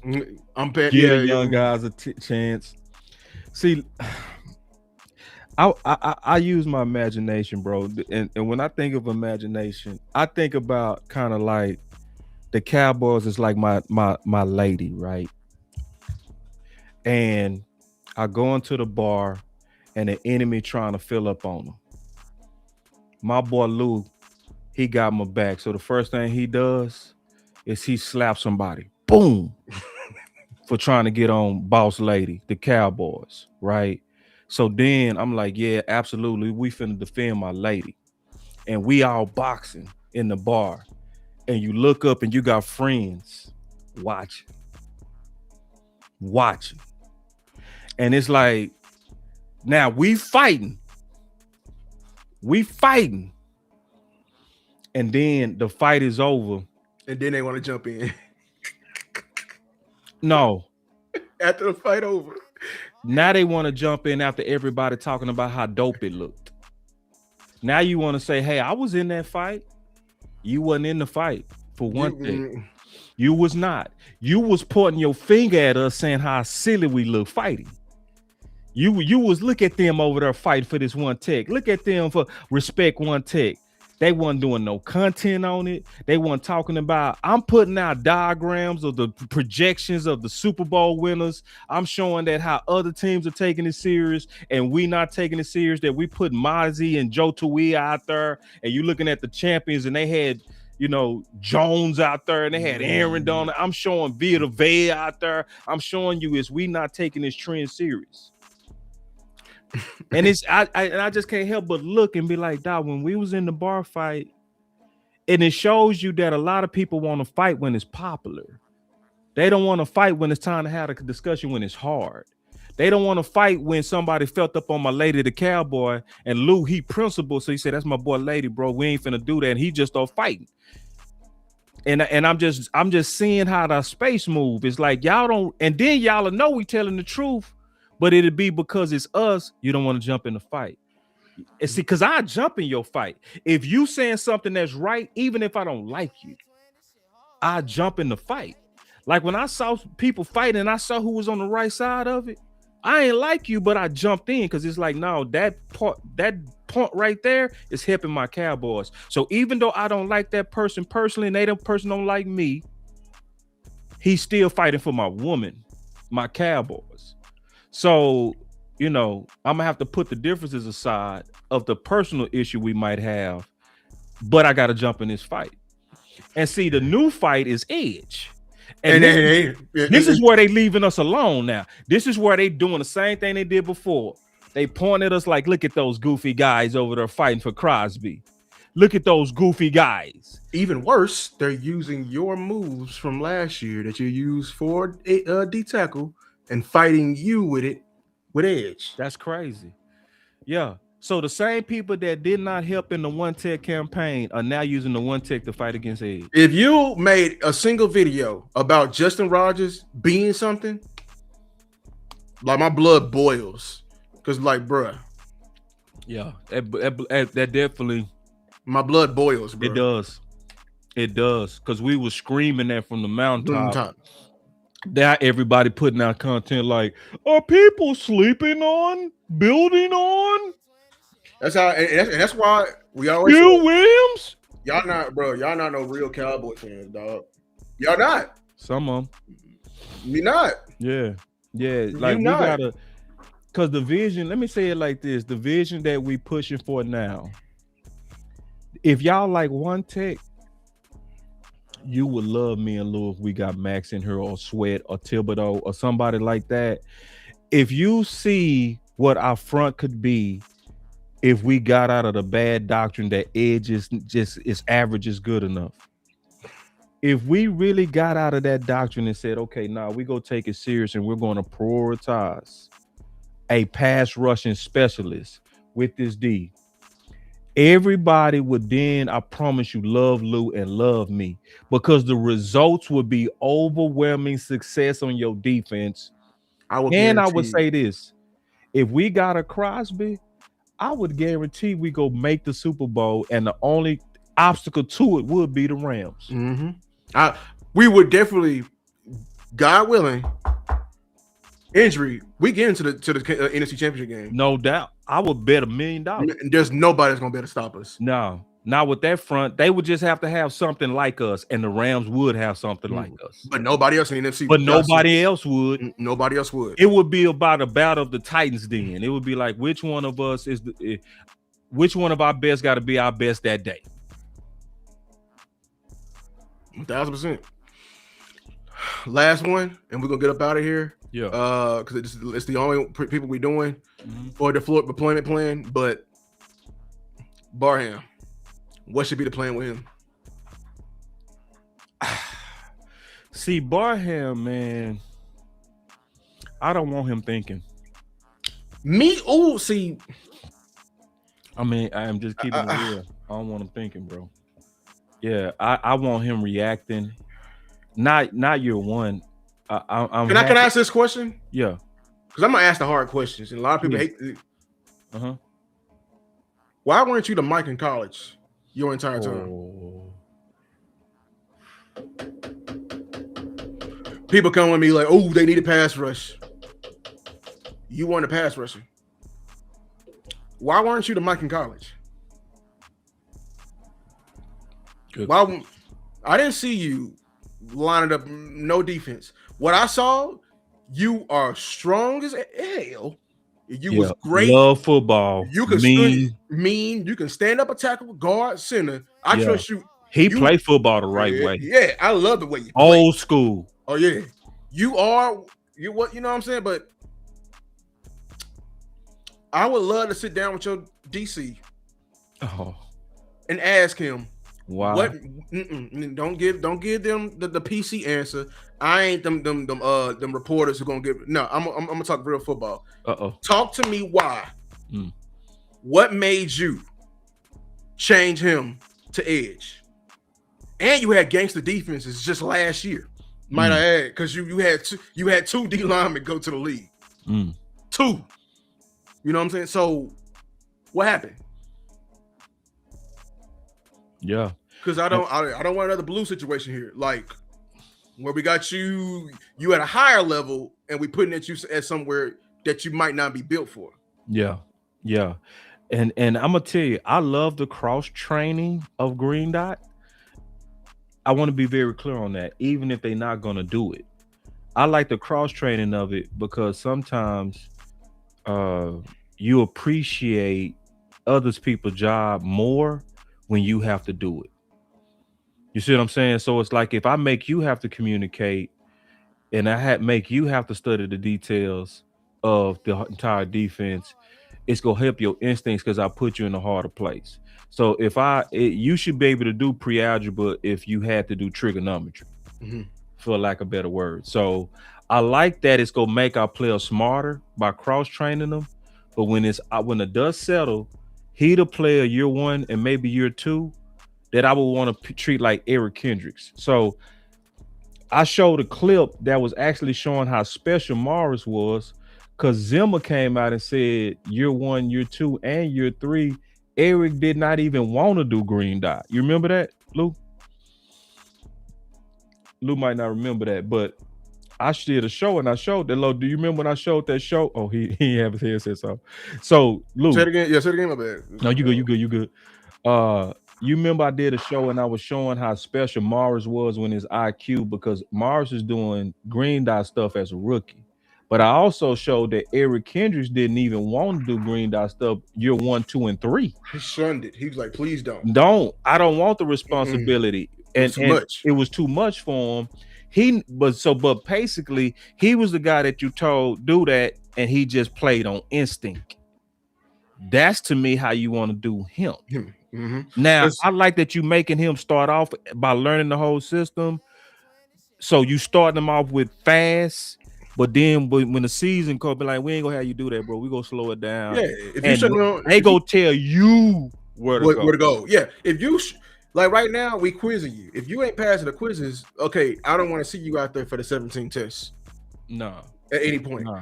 And one thing I remember from when Will McClay sat down with 105.3 The Fan, they asked him, and when you're like drafting, what are some of the slowest transition positions into the league, like naturally? He said all of the thinking positions.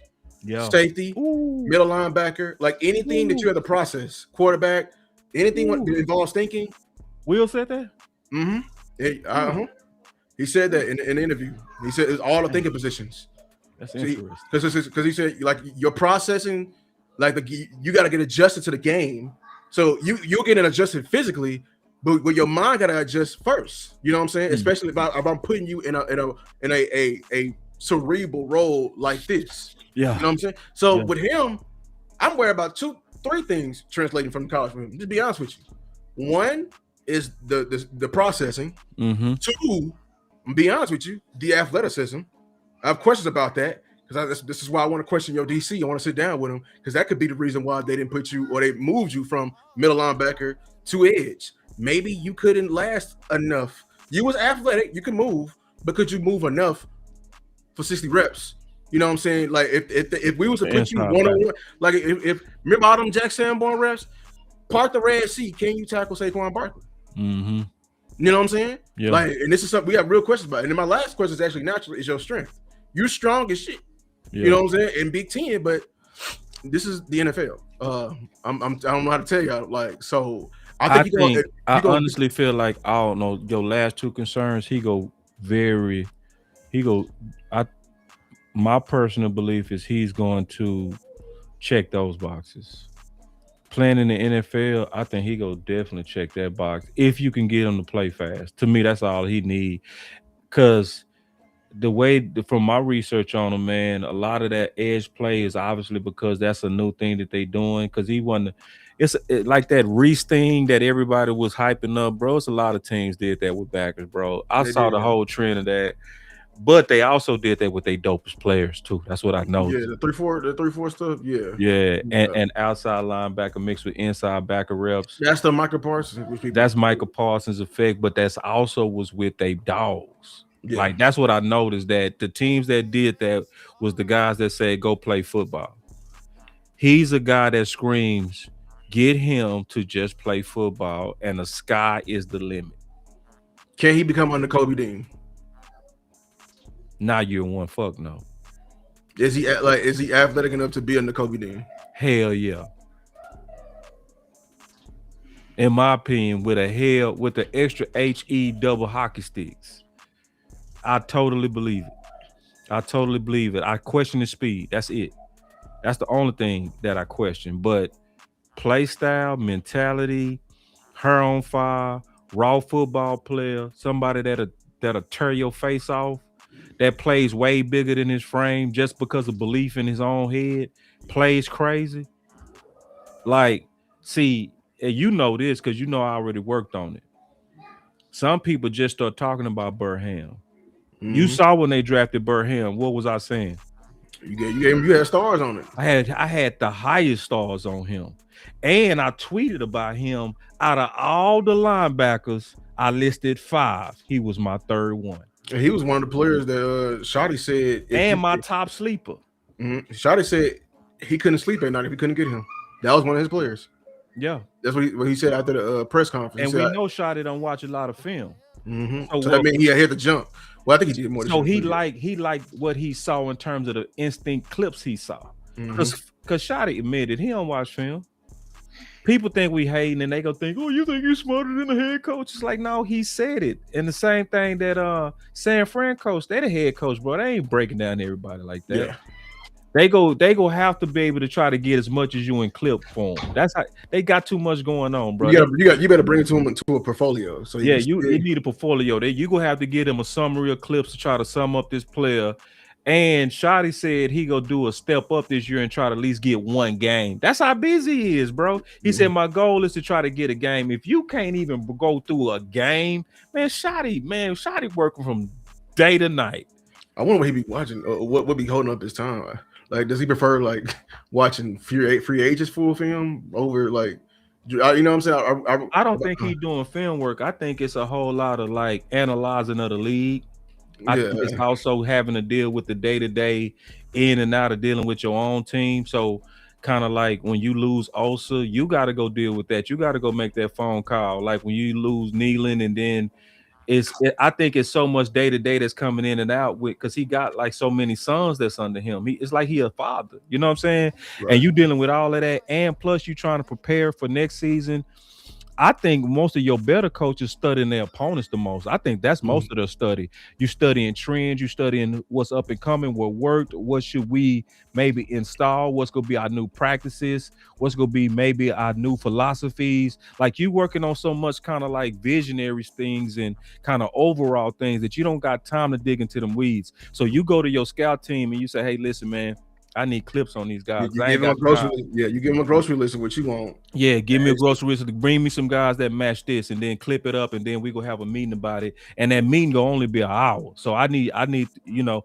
And so if I don't see it in the clips, then I'm gonna send y'all back and go do some more homework and come back with my answers. And I see him having to move like that, and head coaches having to do like that. That's why they have to lean on them scouts. Hopefully the coordinators are doing that, you know, at least.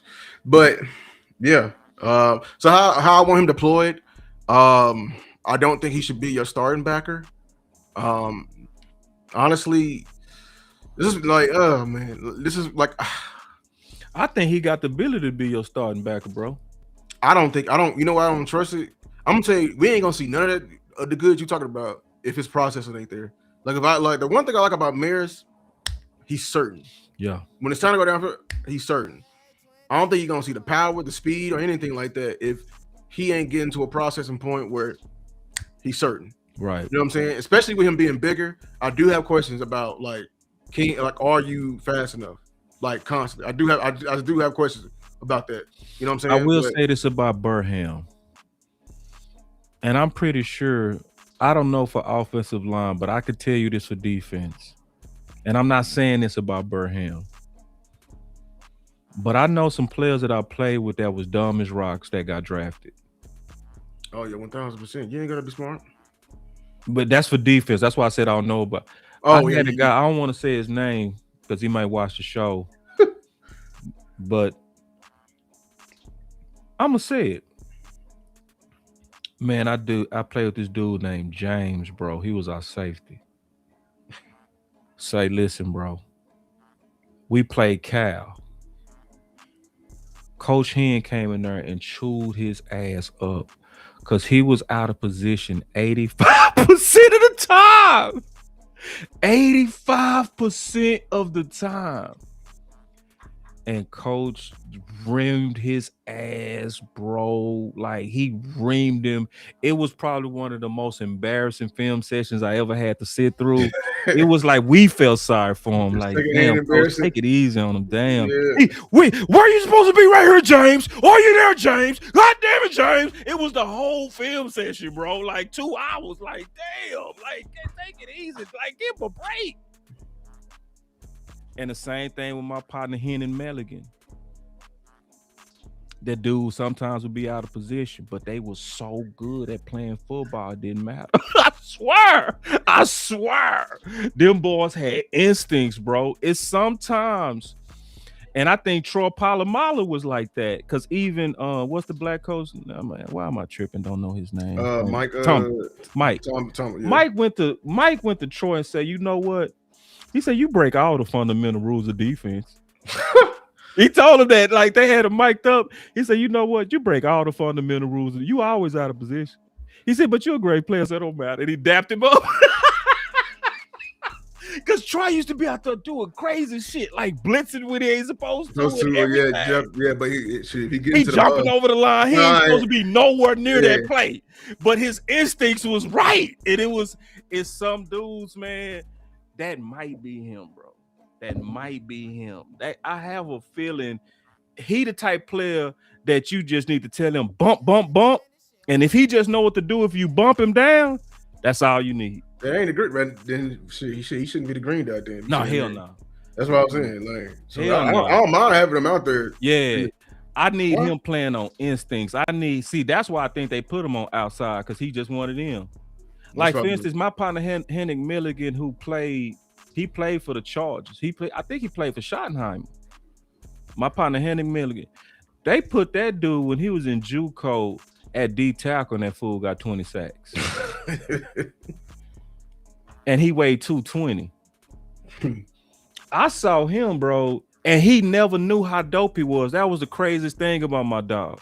My dude, Henning Milligan, bro, he was an all-pro in the NFL. Say, I can bring him on the show. He texts me every day, literally texts me every day. My dog, I'm just thinking about some of the dope stuff he used to do out of instincts. We watching film, a guard pulls, he a safety. He runs right through him. Like, against the laws of physics, we all like, dog, you 220. You ran through a dude that's 330 and was full steam. Right. And it was just mental. His mind said, I can do it. His mind, and it was like, we watched it like, that's impossible. Like what you just did. Like, it looked like he running full speed to guard pull, and he just run through him. Bow! Run him over. I say, and he used to have these crazy collisions every practice, and he would come to my dorm room because we was dorm mates and cry. Like real stuff. He used to be crying. Boss, I ain't gonna never start. Boss, the coaches don't like me. I told him, I said, you would be starting in 2 days. Like, I said, you're impossible to ignore. Like, because he was just everybody, and he just didn't know it. His instincts. It wasn't how smart he was. He was just, I play crazy. Yeah. Hit ball. So that's him to me. That's him, bro. That's what I smell with him 100%. Like, it's some players, they be out of positions, but they just play great football. And so your coaches just say, fuck it. For real, fuck it. He making plays, man. So the rules apply to everybody else but him. So if you put him inside, then shit, fuck around, just make yeah, but you gotta bump him. I don't want him talking. I want him being talked to. I want somebody saying, "Hey, bro, get there." Yeah, and go fast. Yeah, just get there, go fast. If you wrong, fuck it. You know what I'm saying? Like if And dudes like that will be knocking the ball out. They'll be KOing people. You'll think they know what they're doing, but sometimes they don't. Like my ball was literally out of position 85% of the time, and made it to the NFL, bro. Played in the league. Let me play this ad real quick. Then we go. This video is brought to you by PrizePicks. PrizePicks is doing an amazing deal right now if you use code HMA. Right now, PrizePicks is letting you do future lineups, especially for the football season that's upcoming. A future prediction that I think is really much so going to happen is the Jacksonville Jaguars receiver Brian Thomas Jr. will indeed be traded by the end of the season. You can guarantee this because it's been a lot of buzz around his name. PrizePicks is available in almost every state, including Texas. For more information on PrizePicks, go into the description and click the link down below. All right, shout out PrizePicks. I think it was an amazing show. We did a lot. Very layered show, very important show. This all stems from, as we said earlier, I'm telling y'all right now, I'm 100, 1,000%, 125% willing to bet this offense, this defense will be the exact culmination from schematics, and if we don't do anything else to it in terms of results, just like the 2025 Carolina Panthers with Ejiro Evero. Yeah. Now, the reason why we brought this up is because even though Ejiro Evero's defense isn't improving,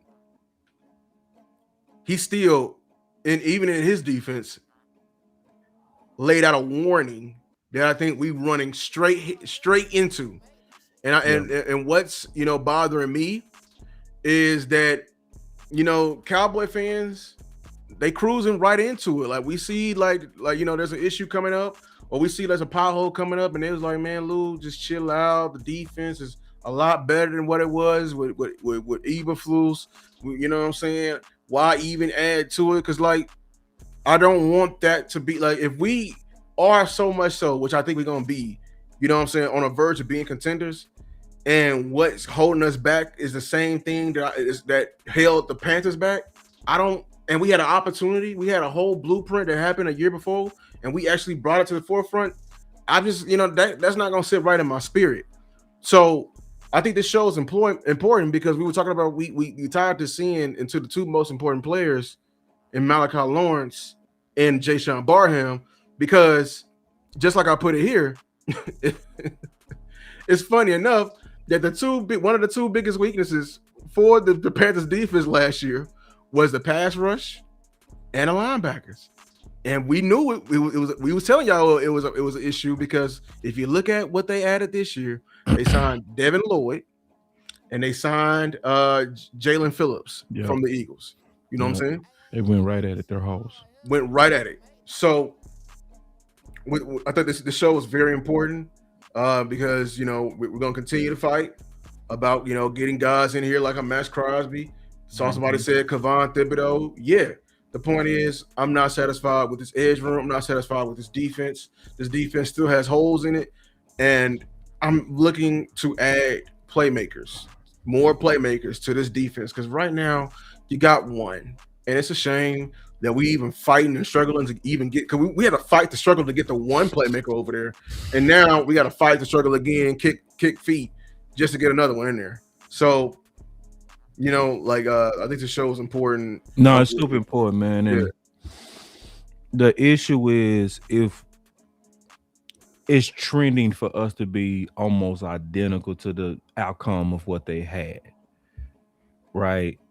So, and the point of Lou and I doing is to show that they basically, that's lock right there. Did you notice that there's lock? Number 6. Yeah, I just noticed that there's lock right there. BJ Lock, yeah. Yeah, so it's just dope just to see how everything just kind of full circle. Mm-hmm. Is that Marcus Dixon in the back? No, he ain't big enough. No, that is. It is. I got eyes, man. No, this is dope. It just show you the cycle of football is dope. Like just looking at this picture, there's no way Parker, Locke, Dixon knew that this was going to be their DC. They didn't know that. It show you how important relationships are too. It show you that sometimes people watching you that don't know is watching you. You got to be careful on how you treat people, because the people that's your counterparts today could be your boss tomorrow. The people that you shit on now might be the bridge that need to open up for you tomorrow. Like Locke didn't know that this guy was gonna probably be able to extend his career. Dixon didn't know he was gonna be the next one.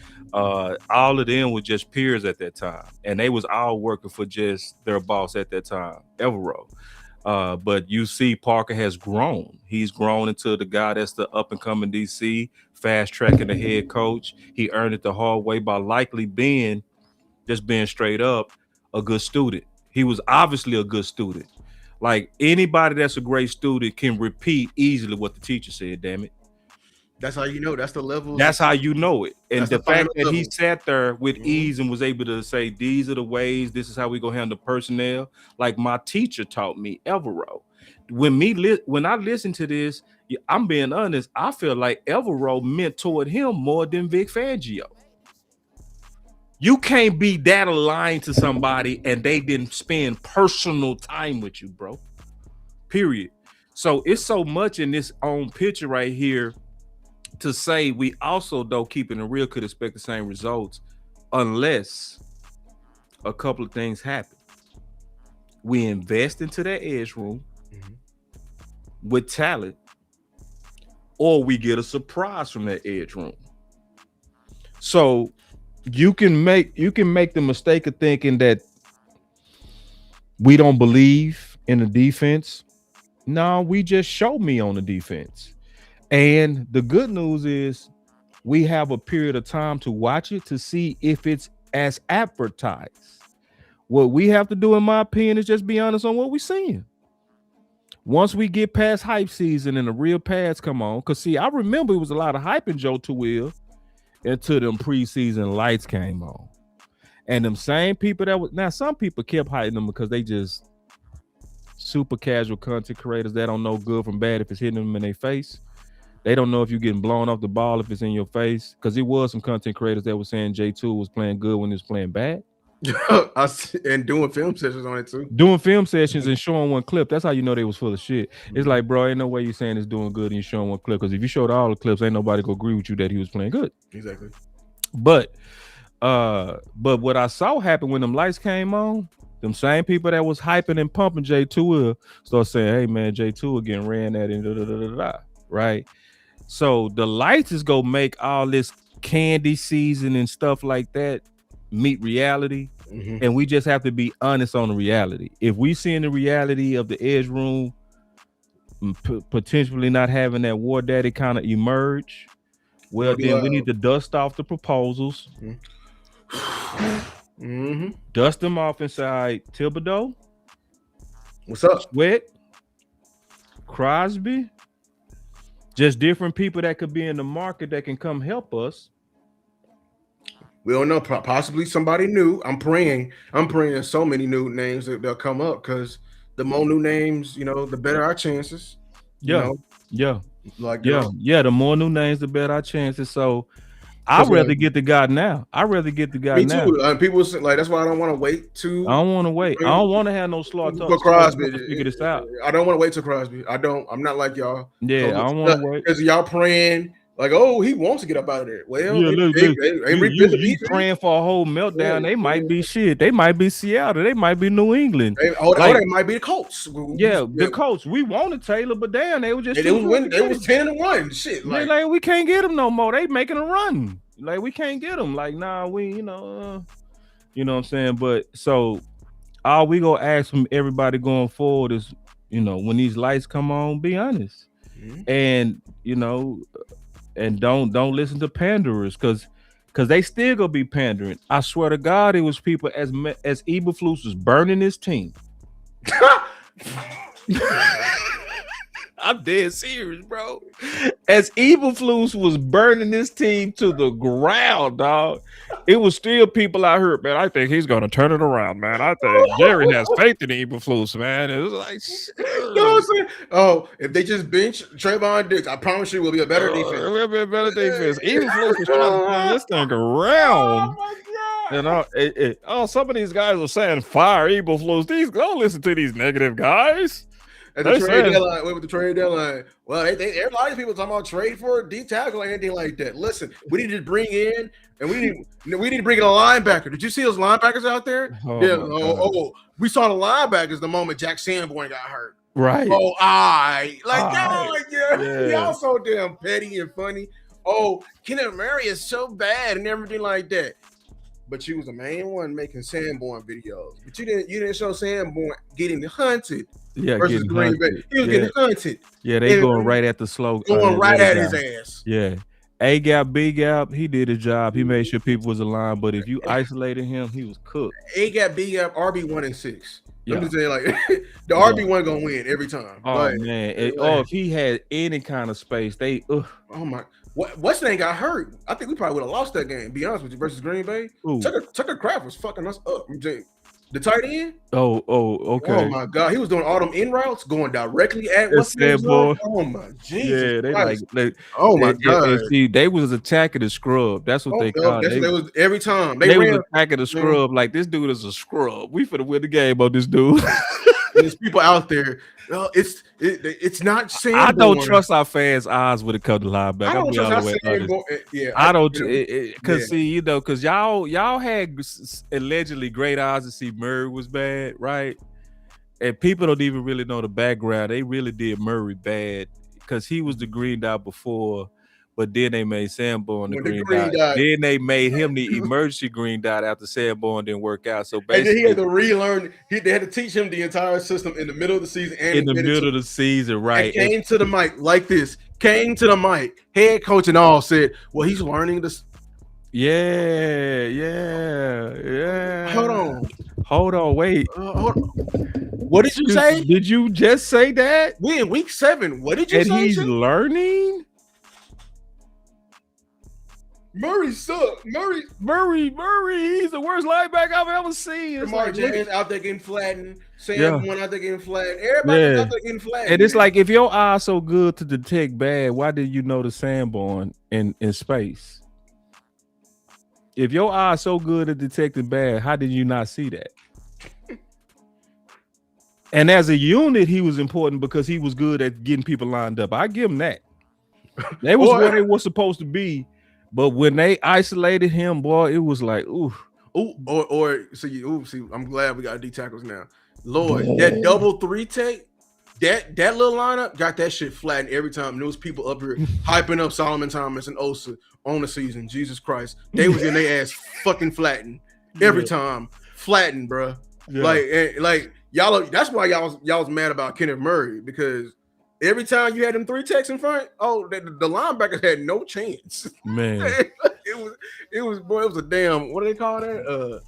A stampede, like in their face. Like, just being honest with you. But you said right. Yeah, man. So, but with Evero, I just say this, man. Lou is right, and I had the exact same thought that you got. That pending that we get some kind of surprise in the edge room, we gonna likely be identical to them on defense. So that means expect us to be a middle of the pack. We're going to be much better than what we was, but still, it's not going to be a top defense. Now, if you get a surprise at edge, there are some chances of it. It's some chances. Oh, this is the thing that I want to say. I really don't expect politics in Parker. Well, we're getting it with the linebacker. You ain't going to count that as politics? I do count that as politics, but I think it's gonna work itself out. It might not. I don't think he's gonna do it. I'm gonna tell you the reason why I don't expect politics, because even though Parker's being praised, he's gonna know that that they go turn on him too. He's gonna know if I don't show results, this love is gonna turn to hate quick. He gonna know it faster than anybody. See, the reason why Eberflus didn't know it, because he had the backing of the boss. Mm-hmm. He didn't care. Yeah, so he could just continue to bomb. And so bold. Brian Schottenheimer, he was bold. Brian Schottenheimer had to sit back because my boss hired you. So I can't just do you like I want to do you, because if it was me, I would have fired you a long time ago. I can't really do that because I ain't the one that hired you. My boss did. You know what I'm saying? So the politics and the dynamic of who hired who kind of hurt Shotty. But this time, I think Chris gonna know this love go turn to hate quick. So I need results. So I ain't gonna have Sanborn out here for 7 weeks. He'll be out there for like 2 weeks. The politic guys, he gonna have to shake things up faster. You feel I don't me? know. I think there's a Ferg situation coming to Parker, like it came to Shotty this offseason. Okay. What I mean by that, remember we was in the midst of it, competition wins, boom, he got paid. Somebody, it's gonna happen to somebody. Who you think it's gonna happen to? What am I talking about? Overshawn? Yes. I think Overshawn got a contract coming. And once he do that, politics. We're gonna be just like, we're gonna be here, and they're gonna prop him up as a future Mike. That's right, they're already doing it. You know what I'm saying? And he's too small, he's too injury prone, and everything like that. If that happens, it's hopeless, bro. We can't, and that's why I'm not gonna be as hard on Parker for that. And I say this, I ain't got no hopes of no Super Bowl, bro, at all. If you doing stuff like that, you paying the player before he even earned it, which like we did with Ferg. To your point, yeah, who barely played. Nah, I ain't listen. Y'all can be gullible if you want to. Who showed us 1 year? Yeah, and he got showed us one, and then got paid on the off year. He got paid on the off year. On a bad year. And like we so that resulted to 2 bad years. I want respect for him, but I love this, I respect him as a player for the sob story, but we using it as an excuse to keep him at the number 1 tight end position. That's where I draw the line. It might happen again, for Overshawn. Yeah, it does, and it does have a strong stench of politics. At the linebackers, and I'm cool with Zero. I feel like he fully earned Zero. I ain't gonna lie. But you rolled him out. You gave him a whole. You did a whole rollout. What you mean, like? No, I feel like he earned that part. Like honestly, he was like super dope. A rollout. I think he earned it. Like he earned a chance, in my opinion, to be the face. But what I don't want them to do is force it. I don't this know. What I mean by that. This what I mean by that. With Overshawn, like with Overshawn, what I don't like.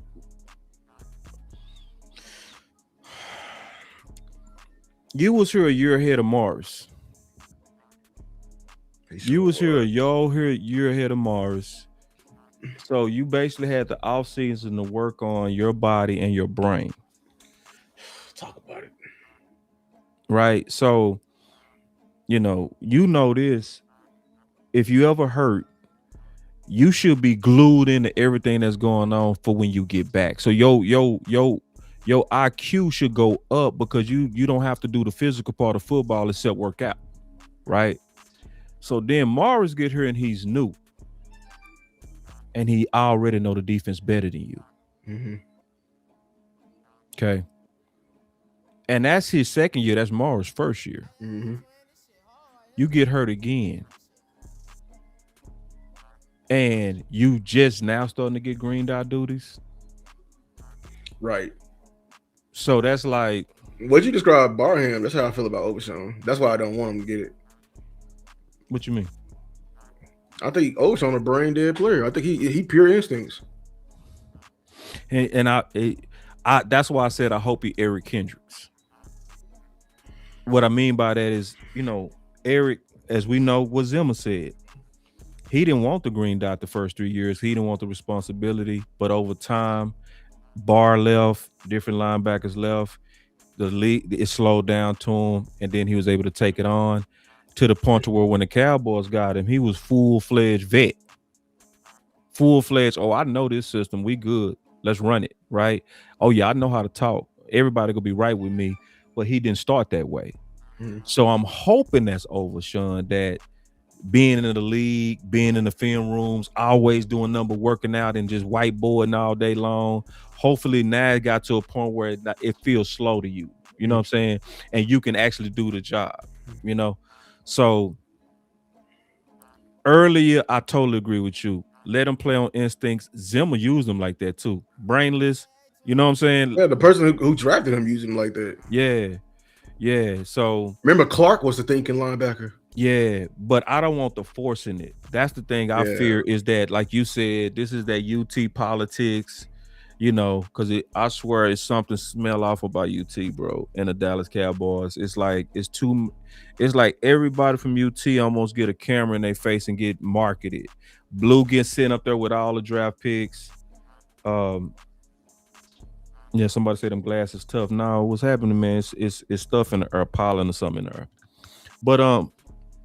But you know, I just look at all that heavy marketing that they do. It's something screams favor with UT. It does. And then it's almost like you're burying Morris, but you're raising up Overshawn. And I noticed it from day one, bro. When Overshawn first got here, even before he got hurt, he was breaking huddles. It's like you was treating him like a leader before he did anything. He actually ended up being a baller. That, you know what I'm saying? Mm-hmm. But y'all just like laid it up like, yeah. You know what I'm saying? We believe in you. And like, we all should be concerned with the fact that Blue just now, a whole year later, like, I needed to grow up. But see, people had no problem. I think Shotty don't like Blue. I think Shotty playing favorites. No, Blue needed to grow up, baby. He needed to grow up. That's why he wasn't active. I think they're trying to build that storyline that Philly got. You know, Philly got they just Georgia at the NFL. We trying to be Texas at the NFL or something like that. I for one of them grandsons is in that scouting room. He must got a lot of power and influence. Yeah, because they got area scouts. Mm-hmm. So it might be his area. And if he is heavy-handed into UT, right? Because my daddy wants me to succeed. Mm-hmm. You see what I'm saying? And we can't call it out on it because they got the perfect cover. You know what the cover is? Oh, during the draft season, you know, they always do the trifecta. They always go to Texas Tech, A&M, and UT. But it's like, boy, y'all be staying at UT for weeks. Man, y'all stayed at UT like that was like, wow. Yeah. Wow. Like, I'm just keeping it real. Like, and so when you look, you know what I'm saying? It's like, y'all be staying there for weeks, man. Yeah, and y'all be spending 2 and 3 days with like day 3 picks. Y'all almost made the wrong mistake again. I'm gonna be honest with you. It got a smell, bro. It got a big smell to it. Like, so, and we got to keep it real. And I think, and my gut is it got to do with them grandsons, bro. It got to do with them juniors. It's almost like this. My son likes Overshawn, so I want to make my son look right. Mm-hmm. My son like Blue. I want him to be the future. So daddy pays off the refs so that my son, you feel me? Shit, I own the city. So I want my son to win state. So shit, the refs on my payroll, my son finna win. And that might be the father's gift to the son. Right. Giving him a tag to him when he take over. It's like your help is not he earning it just through pure merit. Like you're fixing the road a little bit. See, Jon Snow was qualified because he had to be the hardest of the sons because it wasn't gonna be given to him. Mm-hmm. So guess what Jon Snow was doing when everybody else was bullshitting? What was he doing on the first episode? Sword fighting. He was training because he had to earn it because there ain't nothing gonna be given. He was a bastard. Hell yeah. He was a bastard. You don't have a name. You don't have nothing. You don't have a name. You have nothing to your claim. You're just a common man living in a big castle, man. Like, but Rob, what did Rob do? He went in. Mm-hmm. When Ari was out there shooting that arrow, right? You know what I'm saying? It was John like, keep going, keep grinding. You know what I'm saying? So And that's the ones who end up. Ooh, that's the ones who end up surviving. Ooh. Them the ones that went the hardest all the way to the end. Yeah, that's who ended up surviving. The ones who had to get it the hard way. The ones who because daddy, you died. You didn't have the instincts of a king. So like, and when your daddy the boss,